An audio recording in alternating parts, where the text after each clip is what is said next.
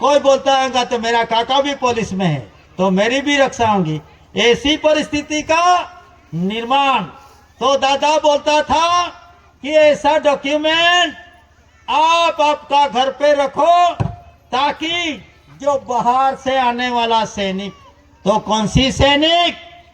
शांति सैनिक, शांत सैनिक, शांतमय सैनिक, वो उसका प्रमाण ऐसी 20 की भागीदारी में 20 पैसा हर राष्ट्र ये सैनिक के पीछे खर रहा है। 20 पैसा, 1 रुपया में से 20 पैसा वो शांति सैनिक के लिए आपको भेजते हैं वो।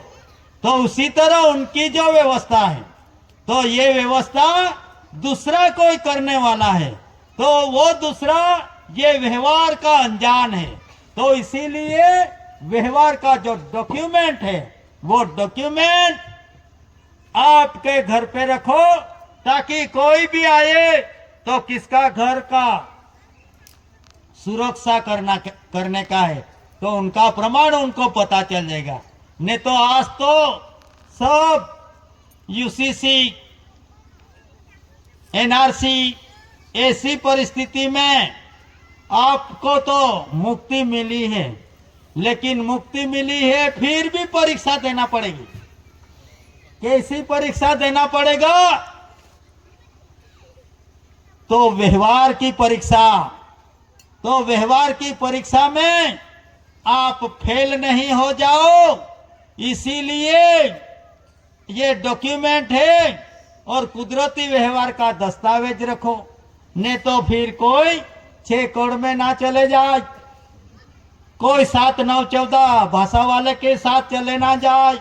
इसीलिए ये एक परीक्षा है। परीक्षा तो जीवन की परीक्षा में इतनी कठिन पेपर गया है, बोले कि जो मेरे जीवन की परीक्षा थी इसमें इतना पेपर कठिन गया हूं।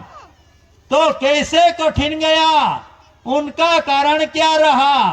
तो उसने क्या बोला कि भाई मैंने तो मेरा भाई है, मेरा धर्म है, मेरा राज है, मेरा पक्ष है और लागड़ी वो सकर उनका अभ्यास किया था, लेकिन पेपर किसका निकला? व्यवहार का निकला। इसीलिए जीवन की जो परीक्षा में हम फेल हो चुके। तो ऐसी परिस्थिति में पुनः परीक्षा देने के लिए तैयार रहना पड़ेगा। किसी की तरह ना लागड़ी का ना किसी का, लेकिन व्यवहार का। तो व्यवहार वस्तु क्या है? व्यवहार को कानून नहीं लगता, व्यवहार को धर्म नहीं लगता, उसको बोलते हैं व्यवहार। तो 3.1 पद्धत ये भी एक व्यवहार है। तो उनको कानूनी कायदा लागू नहीं पड़ता, उनको धर्म नहीं लागू पड़ता, फिर भी बच्चे का आना जाना चालू। तो उसको ऐसी परिस्थिति में जो कुदरती व्यवहार का आधार है, वो कुदरती व्यवहार का आधार लो और इन आधार के तहत आपका जीवन और आपकी परिस्थिति में साथे रहो। नहीं तो फिर झगड़ा। आज तो कैसी परिस्थिति, जब भारत देश अखंड था वो टाइम पे बांग्लादेश का, पाकिस्तान का अलग होना पड़ा। तो वो टाइम पे भी अराजकता थी। 2 भाई साथ में जीते थे, अच्छी तरह जीते थे, खेत में अच्छी तरह से काम करते थे, लेकिन उनका व्यवहार से शादी हुई, शादी हो गई। तो फिर पहले तो भाई अच्छी तरह जीते थे, लेकिन शादी हो जाने से भाई के बीच में नहीं बना। भाई के बीच में बनता है, लेकिन भाइयों के बीच में नहीं बना।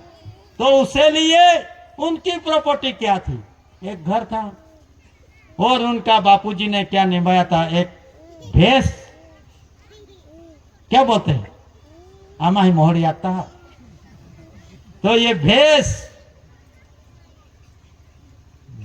एक ही थी, लेकिन अब भी भाई का नहीं बना। भाई का बना था तो अब तक तो एक ही साथ में दूध निकाल के पीते थे, खाते थे। लेकिन भाई आने से वो उनका हिस्सा हो गया। एक भैंस दो भाई के बीच में बैठने का, बांटने का। तो वो टाइम पे क्या हुआ भाई, हिस्सा पड़ गया। कैसा हिस्सा पड़ गया? पीछे का भाग एक भाई को, आगे का भाई एक भाग को। तो पीछे वाला तो दूध निकाल निकाल के खाता था, और उनका बच्चा का गाल भी टमाटा जैसा, उनका भाइयों का गाल भी टमाटा जैसा, और जो चुंदड़ी साड़ियां थी वो भी एक अलमस्त। किसका? कोई मेहनत बिना, जिसका दूध दूने का वो हिस्सा वाला का।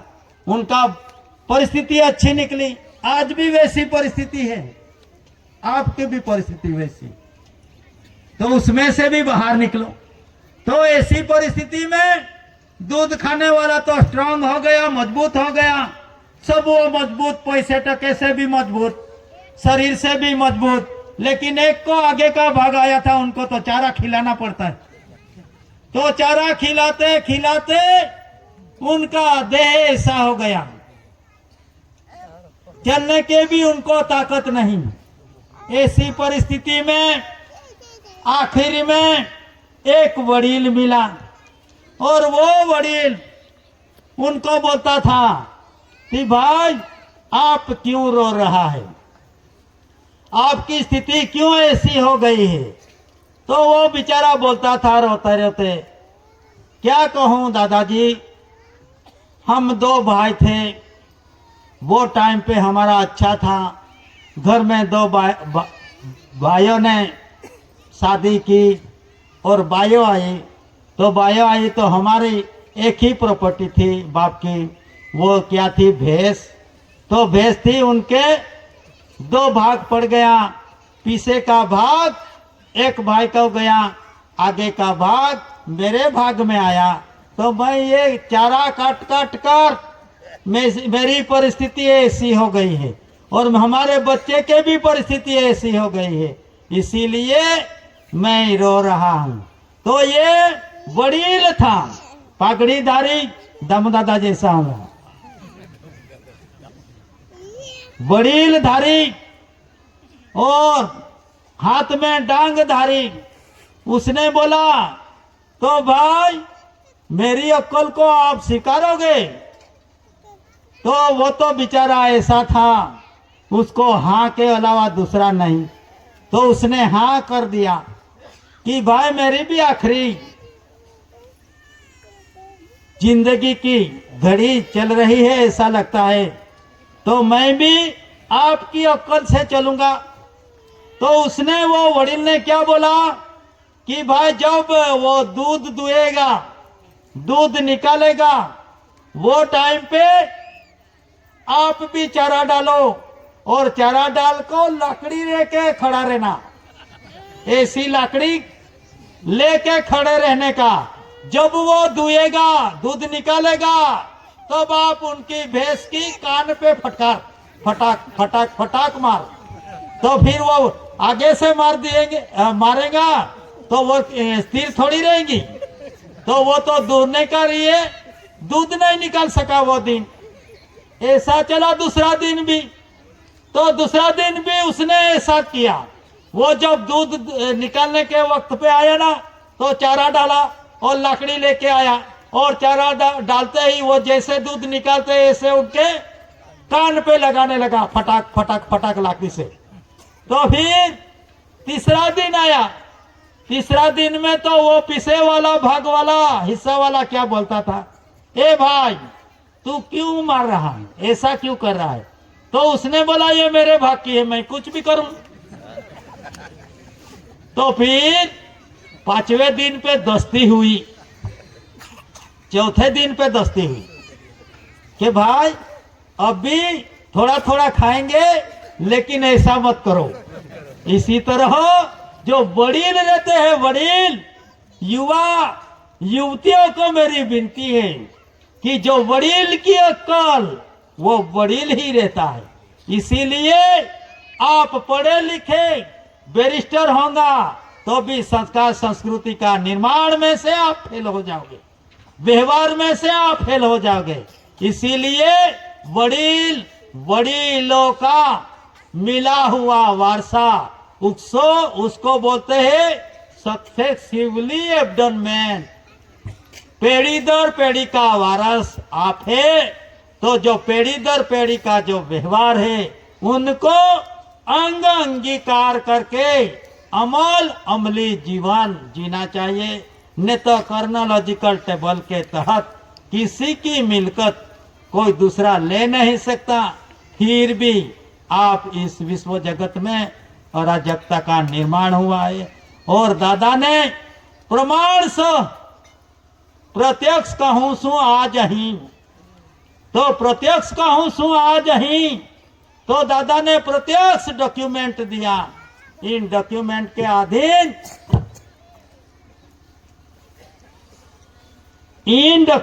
अधीन न्याय नहीं चाहिए, लेकिन क्या चाहिए? दस्तावेजी इंसाफ चाहिए, इंसाफ। तो आपका भी जहां जहां केस चलता होगा तो इन केसों में भी मजिस्ट्रेट भी समझ सकता है। हम अक्कल कुआ गए थे तो वो टाइम पे एक जज था, एक भाइयों का खेती का प्रॉब्लम था, अभी की बात है।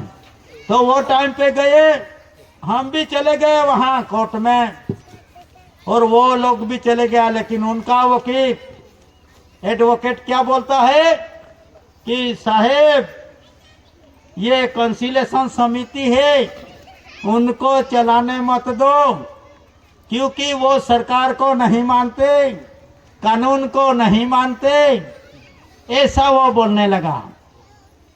फिर भी हम बैठे, फिर वो मजिस्ट्रेट बोलता था कि भाई समिति को तो नहीं चलने देंगे, लेकिन आप चलाते होंगे तो चलाओ, ऐसा कहा।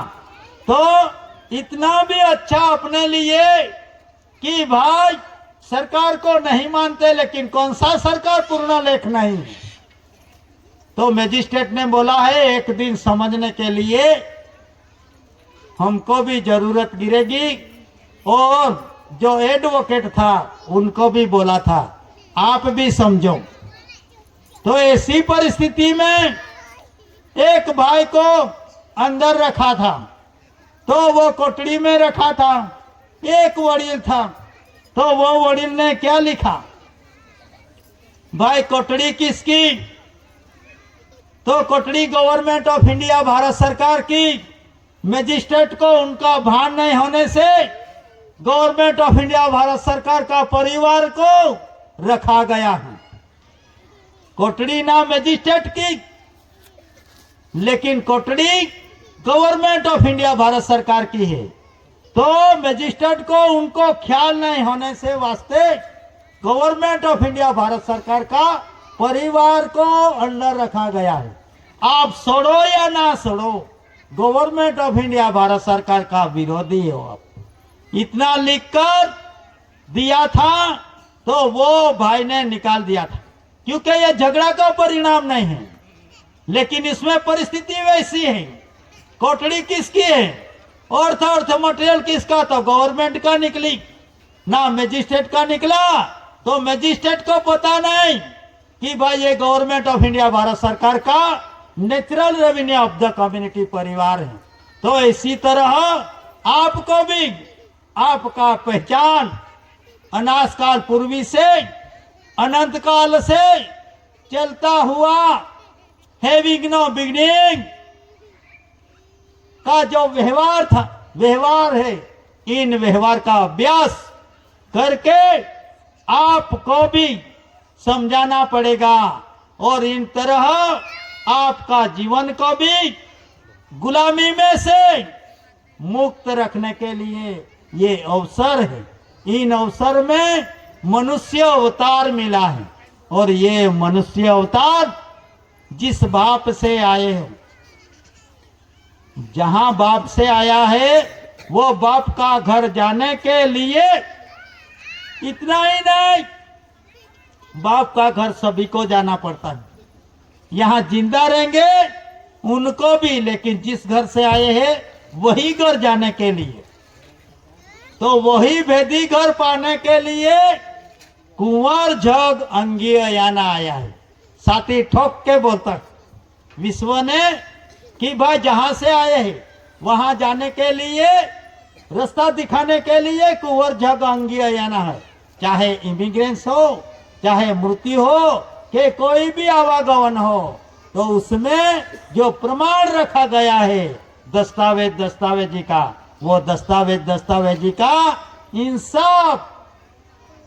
इंसाफिक जो घड़ी है वो घड़ी उस पे चलती है। इसीलिए आपको डॉक्यूमेंट का अभ्यास करना पड़ेगा, आपका भावी रत्न को भी उनका अभ्यास करना पड़ेगा। और इन अभ्यास में नॉन जुडिशल है, कुदरती व्यवहार और कुदरती व्यवस्था। इन कुदरती व्यवहार में, कुदरती व्यवस्था में आप विवेक विनय, व्यवहार त्यौहार, संस्कार संस्कृति उसको ख्याल में रखना पड़ेगा। नहीं तो वो जो चले गई तो आप भी चले जाएंगे।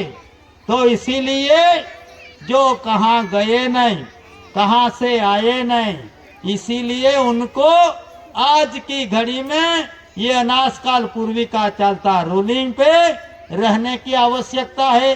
टिकट ये भी अनाजकाल पूर्वी का, पैसा नया पैसा वो भी अनाजकाल पूर्वी का, रूप वो रुपया भी अनाजकाल पूर्वी का, कंसरी